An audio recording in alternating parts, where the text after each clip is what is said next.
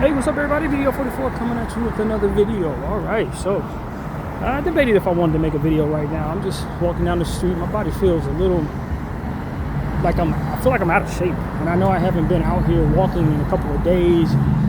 Had a cheat meal on what was it, Saturday with the rice and everything. It had a lot of grease in it, so I don't know. My body just don't feel like 100%. But I did everything I normally do. Did my walk in, did my climbing the hill, filled up the backpack. Not as heavy as usual, I didn't buy as much, but it's heavy enough to give some resistance. So yeah, man, I'm just headed back now and just turned on the camera just to kill some time, I guess. Really didn't have a thought in mind, but usually something comes about. By the time I'm done with it, a video would have been made one way or another. Usually I find something to talk about, but yeah, I'm gonna hang out with a couple of friends for Thanksgiving. This time we're gonna have it at my boy Joe's spot, and so I was invited to that today. Very thankful that my buddies still think of me, because I haven't spoken to anybody in a while. I've just been kind of doing my own thing, not really communicating with too many, but you know, still got loved ones who want to see me on Thanksgiving, so I'm very thankful for them and thankful for that. And yeah, the new room is good. Definitely settled in. A different type of mattress than what I've experienced. They got like a real foam mattress. I've never slept on a mattress quite like this. It just like fits you as you lay down. It fits whatever motion you're in, and it feels like you're laying on silly putty kind of. It's comfortable, but it does take some adjusting to it. So I slept well, no problem. And yeah, man, just minding my business. I did playlist art for one of the playlists yesterday, and I thought it came out really good. It was one of my better playlist arts, actually. The Delete CD 435. So that was really cool. I enjoyed that yesterday a lot. The music was good, the art was good, so it's just an overall great session for myself. And what else? I still have one more to do. I planned on doing it today, but I looked at my fridge and realized I needed to purchase some things. So it forced me out the house, but I would have loved to have done that again today. But yeah, that's really what it is, man. I did that yesterday. Of course, I told you guys that my sister had given me some harsh words yesterday morning. Kind of affected my day a little bit, but I mean, hey, man, I really... Like I said, I did all the talking about that I was going to do in the last video, and just told the Lord, hey man, I'm very interested in receiving what my sister had to say, but also discarding of whatever amount of it would be not for me. And essentially the energy I got was, the Lord was like, about 20% of that came from him, 80% of that came from her or the enemy. It was basically not much there when I meditated on it that actually aligned with the Holy Spirit, if I'm being completely honest with you. My sister was just on some demon time, to be honest. But that's just what it was. I don't know what her issue was, but I have not much to say about that. I don't have much to say about that. You know, it just is what it is. Sometimes people let things sit on their gut, and then they throw it at you at random. What seems like random to you, but for them, it's like they finally just had enough of having it on their heart, or I don't know. Maybe she had other things going on that day. I know she's going through a lot, so maybe she just decided to take it out on me. I don't know, but I did what I promised I would do, was meditate on it, and it wasn't much there spiritually for me to really meditate on, to be honest. It wasn't. She was just being what I like to call mean. It's a mean-spirited intention that she had when she sent that my way, and I don't have much use for that. And so the prayers that I needed to pray was like, my natural inclination is to leave people alone. When people show me that they're mean-spirited, that they can wake up on the wrong side of the bed on a Tuesday and just decide they hate everybody, I tend to equate that to a story my mother told me about one of her many abusive stepfathers. That this guy was always mad on Sunday mornings, every Sunday morning, his mental health would be terrible, and he would be abusive to everybody in the house. And it's just like a demon. He hated Sundays. It's the Sabbath day. He was an awful, evil human being, and he hated everybody on Sundays. Maybe something happened to him as a child on a Sunday. Who knows? You know, probably some trauma, some mental health stuff that led to them having to deal with him at his worst on Sundays. And you know, that story always stuck with me. So now when I see people who are aligned on a certain timing, or if they just happen to be angry at a certain point, I equate that to that type of thing. You know, I often look at things from a timing standpoint, and I feel like people who are on God's timing tend to do things at the right time. They stumble into opportunities to be of service to you, or they just stumble into doing the right thing at the right time. And my sister found a way to be mean without being provoked first thing Monday morning.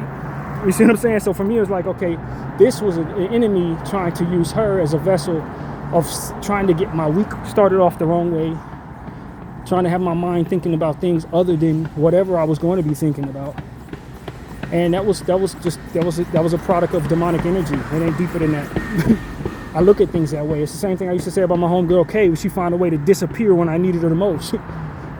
when everything was fine, I'm talking to her consistently, everything's fine. When I'm going through the worst possible stuff, suddenly I can't hear from her. It's like, yo, that's demon time. The timing of it all speaks to the energy involved. And that's just something I come to view the world that way. I tend to watch and look out into the world that way. Like, I'm watching when you do things.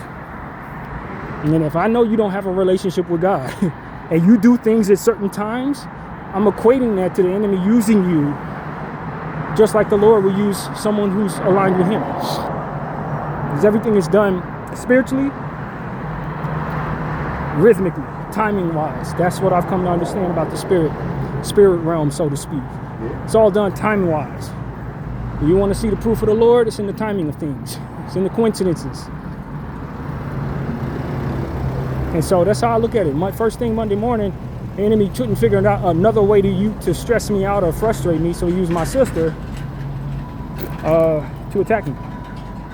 And like I said to you guys many times, you got to use something. Last week he used the phone and the stress of potentially not having my EBT benefits. You know, that was something that was compounding stress upon my head. When that smoothed out, what could the devil use? My homegirl Kay no longer in my life. I hardly talk to anybody. I'm there's nothing going on. So what could he use? How could he attack me? How could he? He had one move, and he used it. And that's exactly what I think happened there. That's exactly what I think happened there. And so for me, it's like, with family, friends, acquaintances, everybody alike, at the end of the day, people are spiritual beings. Either they have a relationship with God, or they don't, and are likely used by the enemy one way or another. And this is something that a lot of people do not subscribe to. I'm not here to try to convince you this is true. I'm telling you what the evidence has shown me. No different than when I read off stats in the basketball game. This is what has been consistent in my life. And then if you don't have a relationship with God, or you tend to be a negative human being, He's gonna use you at the wrong time for somebody else as a weapon to try to make their life that much harder, whatever day that is. It just is what it is. And that's what I was telling my sister, and I mentioned that in the video yesterday. Like, we got to be careful not to allow our pain and our frustrations to make us make others worse, or make us relay energy that is no good to others. Man, I've been a product of that. When I didn't have my relationship intact with the Lord, and I was harboring a lot of pain and frustration, that was how the enemy would use me against my mother. That's how I know how it is. That's how I know what it is. Because I've been used that way. I've been used that way several times. And when I look back on it, it was like, yeah, that was a pivotal thing. That was one of them times where it was very important that I don't be that way, or it was at the beginning of something, or it was at the end of something. And looking back on it, the time-wise of it, it's like, yeah, that was aligned some kind of way, even though I just felt like I was just angry all of a sudden. No, that was a demon. That was a demonic intention. that due to my relationship with God not being intact and my happiness and my joy not coming from him, yeah, I could be used that way. Yeah, I was at that time. No, thank you, brother. At that time, yeah, he could use me that way. That was the way I allowed to be possible by way of my depression and my defiance and my sin nature and just my lack of intention toward communicating with God consistently so that I can have that relationship be intact with the Lord. And so that journey continues. You got to continue to, just like in every relationship, invest in it so that that connection can be strong. The same goes with every relationship you have in your life. And the same too goes with your relationship with the Most High. And so I think my relationship with God is very strong right now, but it requires me to continue to invest in that. Continue to say my affirmations of positivity so that my mind could be easily used by the energy that the God I serve has for me. Because if I repeat negative thoughts and negative energy, if I ponder what angers me, that's like me speaking affirmations toward the enemy, which is what a lot of our minds are trained to do in this evil world. If we're not harboring ideas that are ambitious toward making it so that we have enough in a capitalistic world, which likely means we're either stepping on somebody else or neglecting something important so that we can go after the money, then we're likely depressed because we don't have it, which has us reinforcing negative thoughts by default based on the pressures to have it in this world.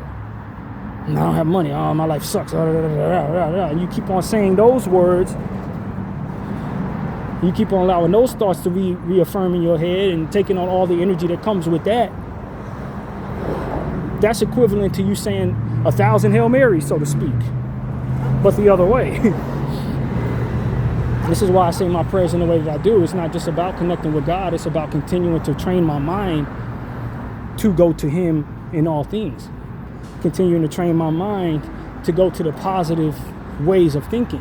Continuing to train my mind and occupy as much of time as possible saying positive things, reaffirming positive things so that the negative can be foreign to me.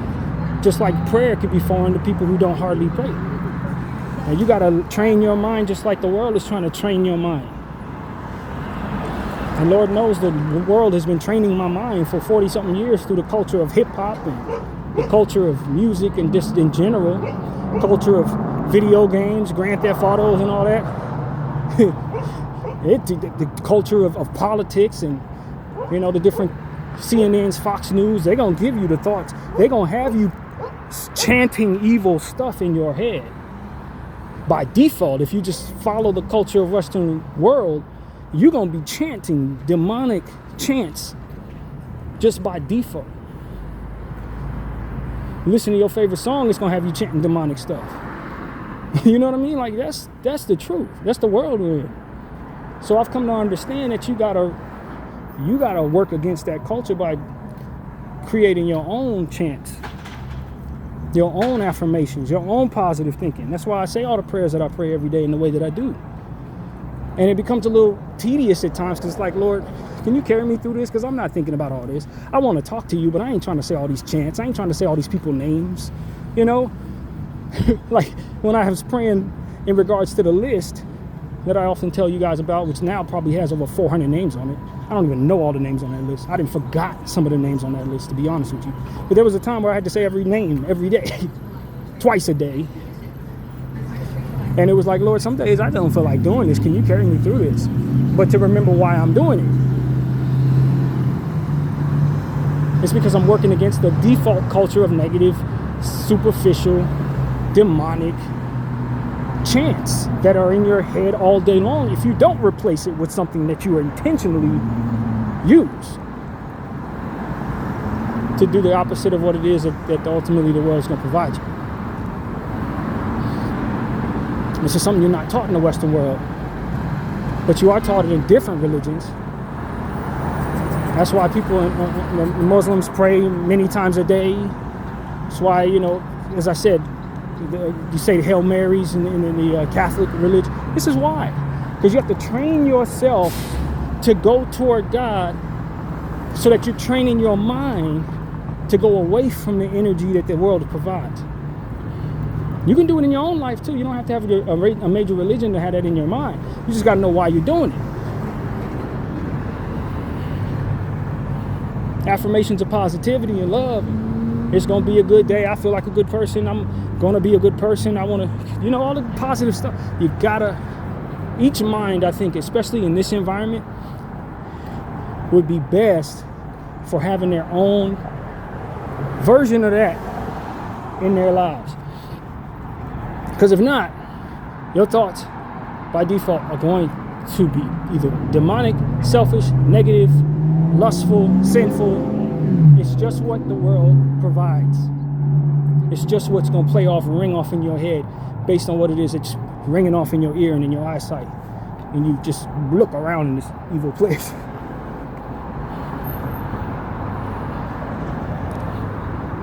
And so I've worked so hard over the last, say, 5 years, and I think that I've seen the results. Because when I was a child, I didn't have that. I was harboring my own pain, and that would be the thoughts. I hate myself. I hate everybody. I hate this. I want to do that. I like this, so I'm going toward that. I'm staying away from this because I don't feel safe, and it's bad. I don't want it. There's a lot of that in my head at a time in my life when I needed to not be. How could I go toward something I crave? Give me this. I have sweets. Give me candy. I gotta have weed. Give me smoke. How can I get it? How can I get it? And that's the type of stuff that was going through my head as a young person, as a child, and as an adolescent. I'm gonna stay away from this because I don't like that. It'll make me comfortable. I'm miserable because I'm not happy with myself. I'm sick of this. I'm not happy with that. I just want to die. Like those thoughts. You got to retrain your brain. You got to retrain your brain. You got to take your brain back from this devil that ultimately wants to continue to feed you poison from which to meditate on. You got to take your brain back. And the sad thing is there's few voices out here that are going to teach you that. Very few. Because corporate America is not interested in that. They want you thinking what they want you to think. I need that Carl's Jr. sandwich. I want to try that new 7-Eleven Slurpee. I need that new video game that just came out. I need that new car. Dang, she's fine. I need to get some money so I can have a woman like that. Like, these are the things the world wants you thinking about. This stuff ain't going to do nothing but leave you in a space where you either don't have enough or did too much to get what you have. No. That's the devil's timing. And the first thing you're going to do just by default of trying to accomplish getting what you've craved is essentially going to have you being used by the enemy, hurting somebody who really needs you not to do that. Saying something, feeling something, having a harsh opinion about someone based on those parameters that you have been raised with in this capitalistic, demonic society. That person ain't cute enough. I have harsh thoughts about them. They need to get their body done if they want to be accepted. They're not going to be accepted by me or anybody else. They're never good enough. Like, just by default, just by doing what these people tell you to do. You're going to have harsh opinions that are going to open you up to being bad for somebody else, aligned with the timing of the enemy, aligned with the insecurity of somebody who otherwise needs to be lifted up, not torn down. World teaches you how to be this way, and it fails to prepare you for the consequences of it. I need this beer. Oh, look at that beer commercial. Oh yeah, look at them big horses. I need beer. Beer. Now you got the beer belly, or you get in the car drunk, hit somebody. Like, they're not preparing you for none of that. Not properly. Deteriorating your body. And then what ends up happening to a lot of people is they do things and get away with things in their 20s and their 30s. Once you hit your 40s and your 50s, you can't still do those things. But you've been working on feeding those cravings for 25 years. So when you get to a point where you need to quit them cold turkey, suddenly you're addicted. And you don't even know how to keep from killing yourself because you got to keep feeding yourself what it is you've been trained to crave. Trained to be ambitious toward getting for yourself. I gotta have my cigarettes. Your body can't handle cigarettes no more. You've been smoking for 35 years, bro. You're gonna die. if you keep smoking. Now it's time for you to stop smoking cigarettes and buy yourself some time. You can't, because you've been training your brain and chanting how much you love your cigarettes. You need them. Same with the liquor. You can't drink like you used to drink no more, bro. That's not the way it goes for you. Your body's been drinking for so long, your body can't handle that no more. Yeah, but I've been drinking like this for 25 years, so now I really need it. I got it trained in my brain, and I've been chanting I need it, and then now I gotta have it, and even when it's to my detriment. No, bro. No. Same with, all different types of things. All different types of things. And the world has been training you for failure. Training you to be on the devil's timing so that you can inspire failure in somebody else one way or another. But it all goes away when you go to church on Sunday, right? Because I'm a good person because I go to church. Like, it becomes a situation where you have to realize that none of this is for your betterment, man. You got to have the church in your heart, and you got to have the understanding of what it is you're up against. And as we said in the previous video, if you know why you're wearing your seatbelt, you don't have a problem putting it on. If you have a healthy fear for what happens when you don't be caught without it. That's to say, to whatever it is that you need to protect yourself against, you're going to do a proper job of protecting yourself. And the way I look at it is we need to start protecting ourselves against weakness. Weakness as it pertains to things that you feel you must have, that you can't live without. So that if it's taken from you, you losing your mind or want to quit on life. And I was thinking about something while I was climbing up the hill today. It's like I was thinking about just some random proposition that just is not normal. You're not going to see this in your lifetime, but like somebody comes to you and say, hey, if you do this evil thing, you have unlimited buying power in life, anywhere in the world, no matter what the marketplace is. In other words, you're a gazillionaire if you do this evil thing. Would you do it? You could pass that buying power to your kids, so if something happens to you, they keep that buying power. You can keep it in your family and it can't be taken from you. Would you do that evil thing? And of course, most people in this capitalistic world are gonna say, hell yeah, I'm gonna do it. Whatever, yeah, that's worth it. But what I was thinking to myself is, okay, well, the measure of weakness. What measure of weakness are you setting yourself and your lineage up for? What level of out of touchness are you setting your people up and yourself for? When you don't have to ever worry about any money, any type of hustle, any type of work, any type of concern in regards to buying power, you become the ultimate fat and happy human being. That takes something away from your experience in life, and it takes away from your ability to be a positive in someone else's life. Yeah, you may have the buying power to do for them, but the desire to relate to someone who doesn't have much disappears. I cite Joe Budden and talking about him a few videos ago, and how he was essentially expressing how important having his life together as it pertains to finances and wealth. He's no longer in a space where he wants to be considered normal as it pertains to poor people. He's been expressing that sentiment on his podcast lately. Don't sit me up here with the brokies. I ain't a brokey. I can afford this. I can afford that. It's like, yeah, brother, but now, if all of that gets taken from you, you're probably going to spiral. That strength that came from being able to stay in humble spaces without as much to be happy is no longer in your spirit. Now you need your wealth and your fame in order to be sane. Because you have so much of your esteem wrapped up in your success and your ability to buy. You don't even think you can keep your woman. You can't keep your woman if you don't have a certain amount of money. That's not strength, brother. That's weakness. That's weakness. Because if all of that gets taken away from you, suddenly how are you going to function around everybody? How are you going to function around people like me? It's beneath you to function with people like me because you have so much, but so much can be taken. How do you function without it? The strength to be able to function without it is a strength that can't be bought. But if given too much, can be taken from you. It's priceless. You're not taught that in a capitalistic society because it's all about having more. But when you're given more, you relate less. When you're given more, suddenly you have less of a care for those who don't have. And most importantly, you're disconnected from those people from which may be some value to you to connect to those people at some point. especially if you lose all of that you have. That hustle, that hunger, that grind. Some people have it inherently. Other people lose it when they get too much and they have too much. There's no grind. There's no hunger. It's just about the buck. They sell their souls and they end up watering down the product, the quality of the product, so they can get money. You lose a lot. You lose a lot while gaining so much. So we talk about the idea of being fat and happy. So as I think about that proposition, I say, well, how much weakness do I inherit for taking this proposition? How much weakness do I inherit? How fat and happy do I get? How much hunger do I lose? How shallow do I become for inheriting this much buying power in life?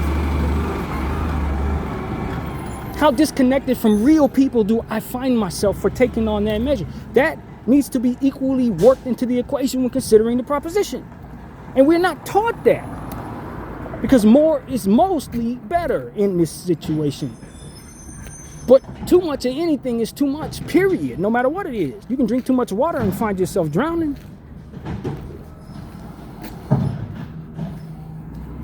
You know what I mean? So it's like, if we're not going to look at life that way and measure the negatives that come with it, with the things that ultimately make us happy and blissful and all of this, if we're not going to measure the negative that come with it or even fathom that such exists, then we're going to end up receiving all of the weakness that comes with not measuring those things out.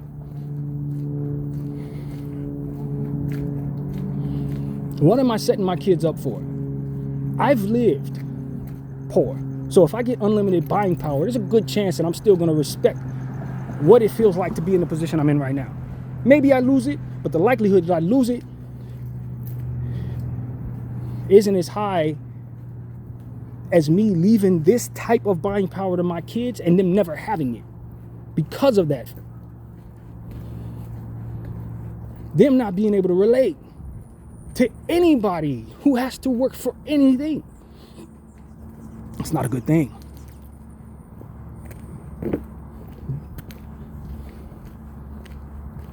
That's what the Zionists have taught me. They have it all. They think they're the best. And what do they have? Paranoia. A need to kill people to obtain land. Even though you have everything in the world, you got to have this land. Man, anybody even touch them the slightest, it's like they're the greatest victims of all time. It's the measure of weakness that comes with having it all, being spoiled, not being held accountable for thousands and thousands of years. You can get flicked in your ear and it'll feel like a gunshot wound to you. You can have somebody hold you accountable and you feel like they're persecuting you. That's what comes with having too much without any measure of what that is as it pertains to the negative. Yeah, I inherit the world and all the power in it. Now I'm the weakest human being in the world with all the power in the world. Because what builds strength is perseverance. What builds strength is an understanding of substance in life. This is the essence of why you have so many people who have so much, unwilling to break bread and share with everybody else, because the more they have, the weaker they become to the understanding that they must have it all.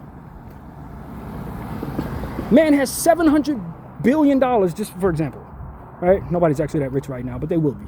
$700 billion. He's not going to break 50 of those $1 billion to save the country from starvation. Why? Because if he drops 50 billion, that's like shooting his leg off.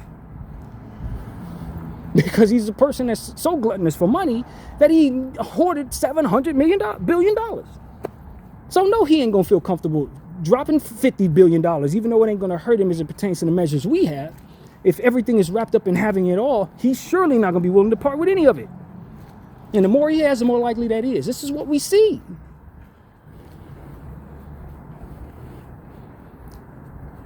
And the more you have, the more you're in competition with people who have as much or trying to get close to where you are, to where if you start dumbing down yourself to people like me, giving us anything, you look funny in their eyes. Now you're not competing with them. They got the biggest, the baddest, the best spaceship in the world, whatever it's going to be. They own 3 planets. You only got 1. So now you got to compete with them. It never ends. The gluttonous, that is why the Lord tries to help us to some type of limitations. This is why he gives us rules and regulations, so to speak, in our lives, so that we don't find ourselves a glutton for things, which ultimately brings about an equal amount of weakness. It takes a very special individual to not be victim to that weakness when inheriting it all, when obtaining it all.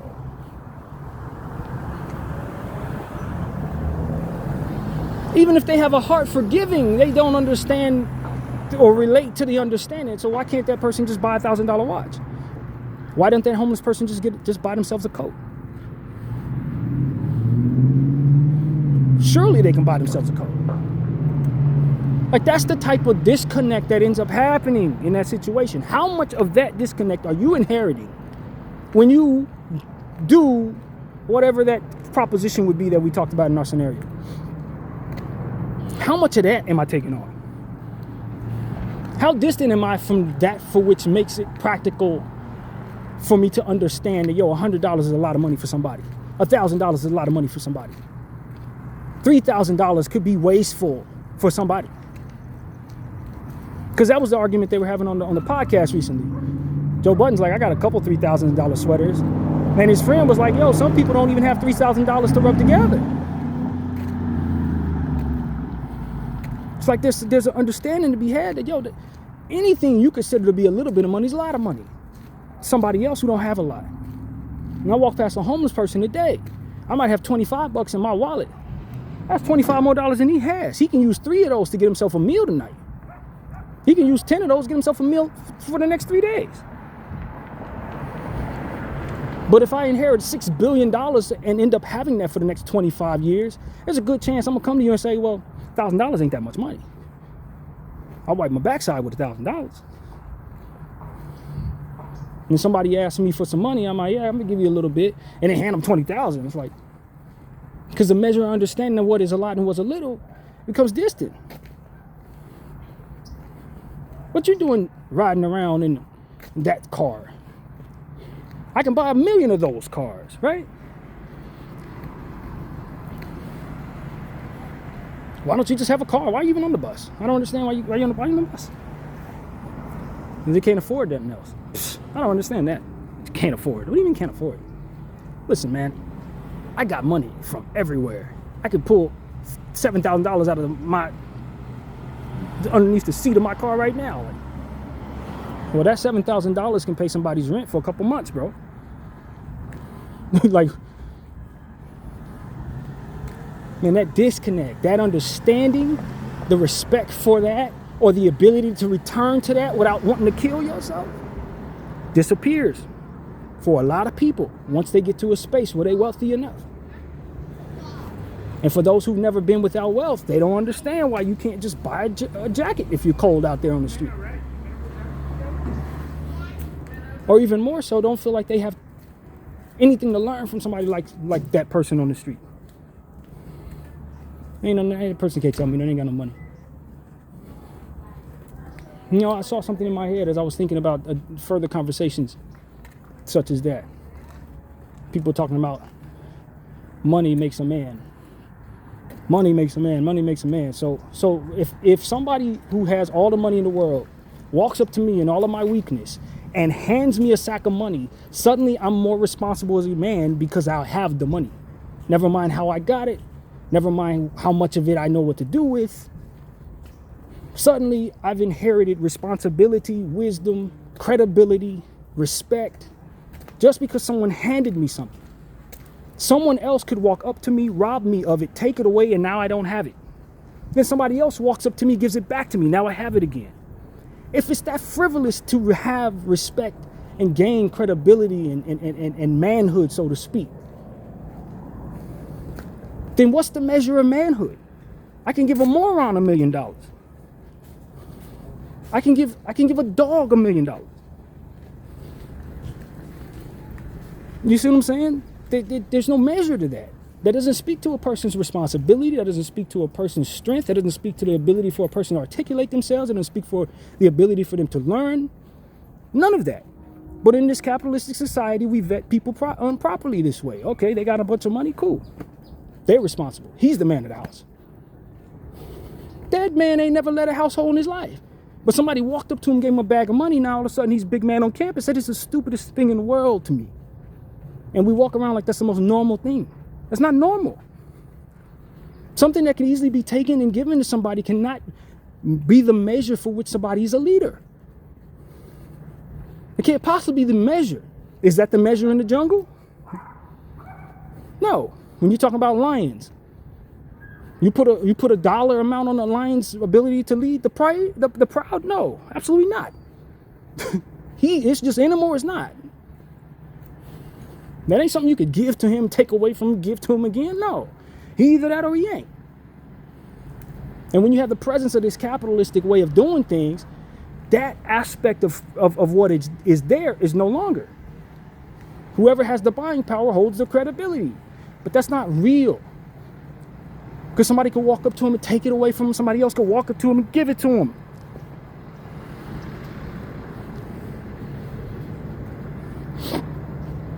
That's godless. Doing things this way is demonic because it doesn't vet things properly through the spirit at all. And the balance of power is completely out of whack because it's not measured by anything other than whether or not someone has something or not. Now give it to him, he has it. Take it away, he don't have it. Give it to him, he has it. Take it away, he doesn't have it. That's not real. That's not real.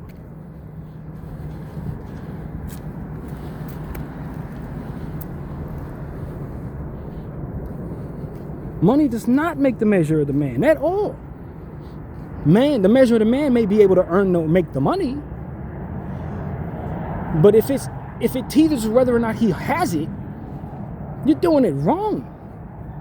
You have to be doing it wrong because it doesn't make any sense in any other fashion if you apply it that way.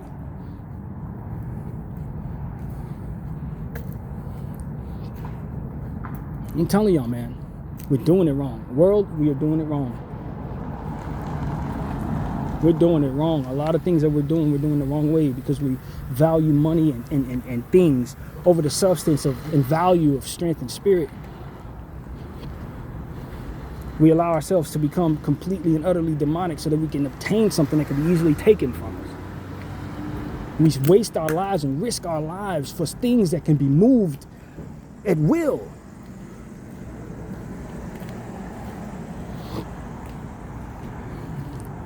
I tell you, the Joe Budden podcast is my favorite podcast. I love listening to them, but they are shallow there, very shallow there. I listened to the new lady on there. She said she would risk her life for $5 million? $5 million? I know basketball players that can give you that money. You know what I'm saying? I know people, basketball owners that can give you 100 times that, and it won't hurt them. Why are you risking your one and only life for a certain amount of money that can easily be given or taken away from you? Only to inherit the weakness that comes with that. When you have too much and suddenly ain't in touch with nobody who don't have nothing. Can't seem to figure out why a homeless person can't just buy a jacket. Or why a person on the bus would ever find themselves in that situation. It's like, yo, you lose something too. You don't gain everything from just being rich. You lose something.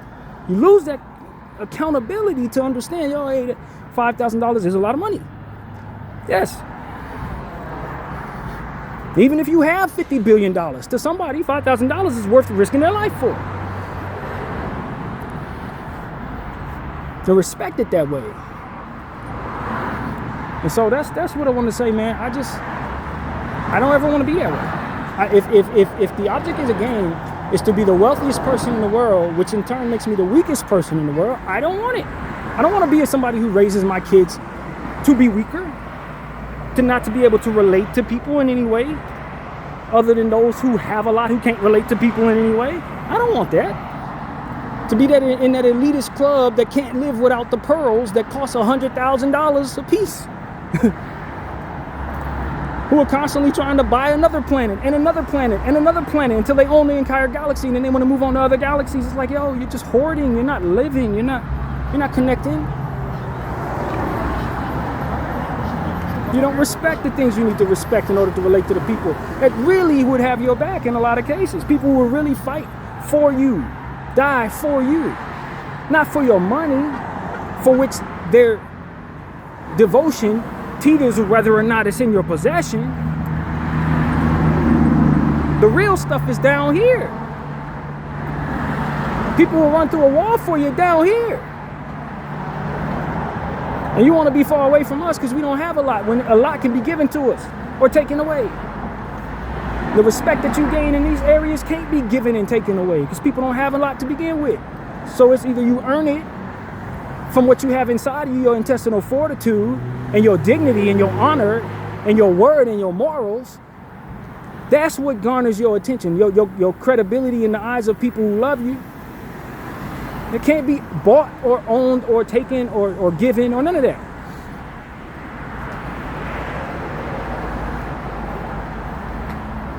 Everything's transactional in a world like that. People wonder why they can't find love. People wonder why the love they have don't stay. People wonder why they find a woman that they like that looks a certain way, take all their wealth away. Because the world you're in is about transactional stuff. You're not vetting people properly. You're not even looking at people for what it is they have inside of them. You're just looking at for what they have on them. What's in that bag? How much you have? If you have a lot, then you're that person. If you don't have it, you don't have it. You're not that person. We give it to you, you're that person. We take it from you, you're not that person. And we can keep doing this back and forth, back and forth, back and forth if we want to, just to prove the point that it doesn't really make the man or the woman or whatever the character would be of the person.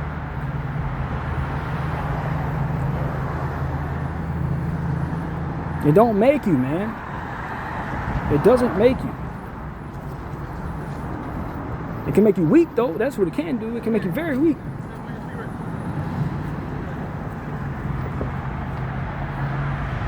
It can make it so that you can't relate to people. It can make it so that you feel like you can't live without a lot. Like, nah, man, that's weakness. I don't need to inherit that. How much of that am I getting? How many bags of that come with the bag I'm getting? If we measure that out properly, then we can start saying, all right, I need that bag, and I don't need that bag. That comes with 7,000 pounds of weakness. I don't want that bag. That comes with 8,000 pounds of disconnect. I don't want that bag. That's bad bag. I can't relate to nobody with that. Everybody who sees me with that wants to take it from me at this point. That's not, that puts my life at risk. I'm a target with that on my back. That's no good for me. Like at some point in time, we just gotta start measuring things that way. When you measure things that way, a bit better, then we can start determining what's worth the risk, what's not, what's best for us, what's not, what's gonna hurt us and others is not, what's good to pass to our kids and what's not. Bdf 44, thank y'all for watching. I'm out.